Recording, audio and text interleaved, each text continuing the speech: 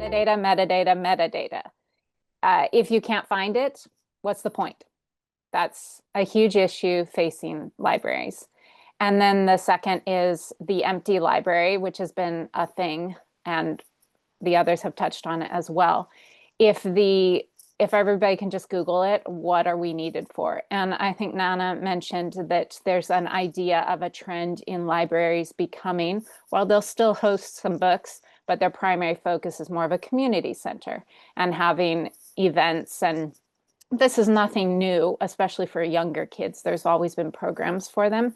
But now libraries are remodeling and doing maker spaces and having just a community area, and people at the library that I'm interning at, the seating area is full of people who will work almost all day. It's a, work from home situation, but because they have fiber, which is amazing. I do not have fiber at home, but if I had fiber internet, I would be happy. And librarians offer that, at least here in Oregon, most of them do.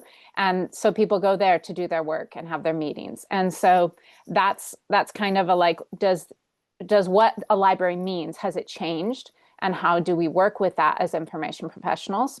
That's the other issue. And then the last issue is perhaps somewhat controversial, but I'll just go there because I am in a somewhat controversial degree. We don't shy away from controversy, right? There's this idea in the past that librarians are neutral hosts of information, providing whatever information you need without bias. But we live in a very, very polarized society, and there's a big trend for the critical librarian and how the information is no longer unbiased. And so we need to be advocates.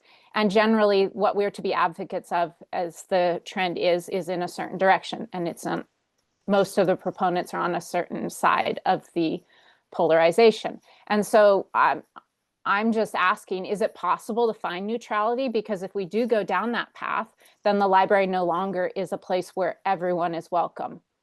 It isn't. I have had conversations in my public library with people who are taking it for granted that we're all going to agree on this side of the issue, but we're not. And if we can't discuss it, and if we can't agree to disagree, then the library doesn't become a welcoming place, which is what it has been. And yes, we aren't ever going to all agree, and we aren't ever going to be truly neutral, but we can professionally offer a neutral environment. So I find that as an interesting thing that isn't exactly being talked about, the implications of that, but as an issue, it is being talked about. So.